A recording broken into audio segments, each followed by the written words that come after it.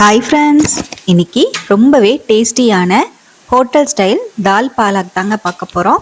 ரொம்பவே சூப்பராக இருக்குங்க. நம்ம நார்மலாக பாலாக் பருப்பு வந்து செய்யும்போது துவரம் பருப்போ இல்லை பாசி பருப்போ சேர்த்து தான் செய்வோம்.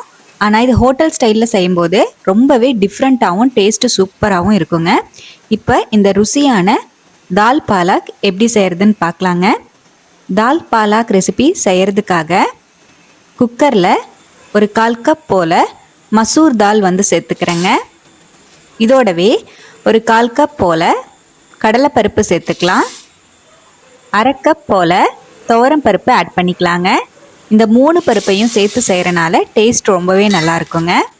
இப்போது பருப்பெல்லாம் நல்லா வாஷ் பண்ணிவிட்டு எடுத்துகிட்டு வந்துடுறேன். பருப்பை 2 வாட்டி நல்லா வாஷ் பண்ணி எடுத்துட்டேங்க. இதில் ஒரு 2.5 கப் போல் தண்ணி வந்து சேர்த்துக்கலாம். 2.5 கப் அளவுக்கு தண்ணி சேர்த்துட்டு இதோடவே 1/4 டீஸ்பூன் போல் மஞ்சள் பொடி வந்து ஆட் பண்ணிக்கலாங்க. 1 டீஸ்பூன் போல் ஆயில் வந்து ஆட் பண்ணிக்கலாம். சன்ஃப்ளவர் ஆயில் சேர்த்துக்கிறேங்க.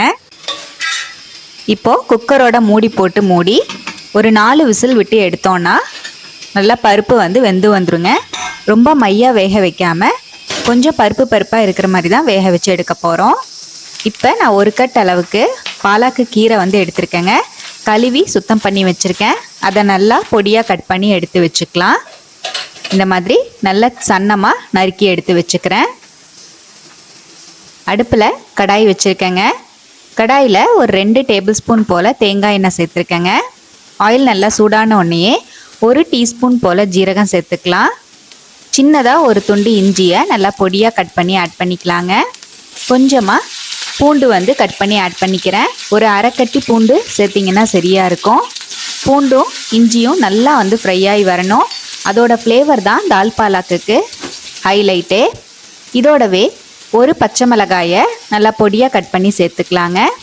2 வரமிளகாயை கிள்ளி ஆட் பண்ணிக்கலாம். ஒரு பெரிய வெங்காயத்தை கட் பண்ணி சேர்த்துக்கிறேன். இப்போ எல்லாத்தையும் சேர்த்துட்டு நல்லா வதக்கி விட்டுக்கலாம். வெங்காயம் நல்லா வதங்கி வந்ததுக்கப்புறம் இதோடவே ஒரு தக்காளி பழத்தை நறுக்கி ஆட் பண்ணிக்கலாங்க. 1 டீஸ்பூன் போல் உப்பு சேர்த்துருக்கேன். உப்பு சேர்த்து வதக்கும் போது சீக்கிரமாகவே வதங்கி வந்துடும். இப்போது வெங்காயம் தக்காளி நல்லா வதங்கினதுக்கப்புறம் 1/2 டீஸ்பூன் போல் மஞ்சள் பொடி சேர்த்துருக்கேன். 1/2 டீஸ்பூன் போல் மிளகாய் பொடி வந்து ஆட் பண்ணியிருக்கேங்க. மிளகாய் பொடி வந்து காரத்துக்காக தான் சேர்த்துறது, நீங்கள் வேண்டான்னாலும் ஸ்கிப் பண்ணிக்கலாம். இப்போது நல்லா கலந்து விட்டுட்டு இதோடவே நம்ம சுத்தம் பண்ணி வச்சுருக்கிற பாலாக்கு கீரை வந்து சேர்த்துக்கலாங்க. பாலாக்கு கீரையில் நிறைய இரும்பு சத்து இருக்கிறனால நம்ம கண்டிப்பாக வாரத்துக்கு 1 நாளாவது ஆட் பண்ணிக்கணுங்க. இப்போ கீரை சேர்த்து நல்லா வதக்கி விட்டுக்கலாம். கீரை நல்லா வதங்கிட்டு இருக்கிற இந்த டைமிங்லேயே நம்ம வேக போட்ட பருப்பும் நல்லா வெந்து வந்துச்சு. பருப்பு பாருங்கள், இந்த அளவுக்கு தான் வெந்திருக்கணும். ரொம்ப மையாவும் வேக வைக்கக்கூடாது. அங்கங்கே பருப்பு இருக்கிற மாதிரி தெரியணும். அவ்வளோதான், நம்மளோட பருப்பும் நல்லா சூப்பராகவே வெந்து வந்துருச்சுங்க. பருப்பை சட்டிக்கு மாற்றிக்கிறேன்.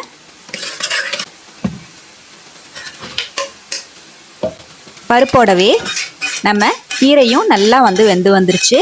அதையும் நம்ம பருப்போடவே ஆட் பண்ணிக்கலாம். பாலாக்கீரையும் பருப்போடவே சேர்த்துட்டு நல்லா கலந்து விட்டுட்டு அடுப்பில் வச்சுக்கலாங்க. இதோடவே குக்கரில் கொஞ்சமாக தண்ணி சேர்த்து நல்லா அலசிட்டு ஒரு 1/4 கப் போல் தண்ணி வந்து ஆட் பண்ணியிருக்கேன். தண்ணி சேர்த்துட்டு நல்லா கலந்து விட்டுருவோம். நல்லா கலந்து விட்டுட்டு தேவையான அளவுக்கு உப்பு வந்து சேர்த்துக்கலாங்க. உப்பு சேர்த்துட்டு நல்லா கலந்து விட்டுக்கலாம். ஸ்டவ் வந்து மீடியம் ஃப்ளேமில் வச்சு கீரை பருப்போட நல்லா வெந்து வரட்டும், அந்த அளவுக்கு வேக வச்சு எடுத்துக்கலாங்க. ஒரு 10 நிமிஷம் அப்படியே மீடியம் ஃப்ளேம்லேயே வச்சுட்டோன்னா கீரையும் நல்லா வெந்து வந்துடும். நம்ம வதக்கி எடுக்கும்போது 50% அளவுக்கு கீரையை வதக்கி எடுத்தோன்னா சரியாக இருக்கும். இப்போது பருப்பும் கீரையும் நல்லா கொதிக்க ஆரம்பிச்சிருச்சு. ஸ்டவ்லேருந்து இறக்கிக்கலாம். இப்போ 2ஆம் தாளிப்பு கொடுத்துக்கலாங்க. அதுக்காக அடுப்பில் கடாய் வச்சுருக்கேன். கடாயில் 2 டேபிள் ஸ்பூன் போல் நெய் சேர்த்துக்கலாம். கண்டிப்பாக இந்த 2வது தாளிப்பு கொடுங்க. அப்போ தான் வந்து தால் பாலாக் ரொம்பவே டேஸ்ட்டாக இருக்கும். ரெஸ்டாரண்ட்ஸில் சாப்பிட்ற மாதிரி அப்படியே கிடைக்கும். நெய் நல்லா சூடான உடனேயே 1 டீஸ்பூன் போல் ஜீரகம் சேர்த்துக்கலாம். அரை கட்டி பூண்டை இந்த மாதிரி கட் பண்ணிவிட்டு சேர்த்துக்கிறேன். பூண்டு நல்லா ஃப்ரை ஆகி வரணும், அந்த அளவுக்கு நம்ம வறுத்துக்கலாம். இதோடவே அரை டீஸ்பூன் போல் மிளகாய்த்தூள் வந்து சேர்த்துக்கிறேங்க. மிளகாய்த்தூளையும் சேர்த்துட்டு நல்லா வந்து கலந்து விட்டுக்குவோம். அவ்வளோதான், நம்ம ரெண்டாவது தாளிப்பும் ரெடி ஆயிடுச்சு. இப்போ நம்ம பருப்போடவே சேர்த்துக்கலாங்க. நல்லா சுட சுட சாதத்தோட வச்சு சாப்பிட்டீங்கன்னா ரொம்பவே சூப்பராக இருக்குங்க.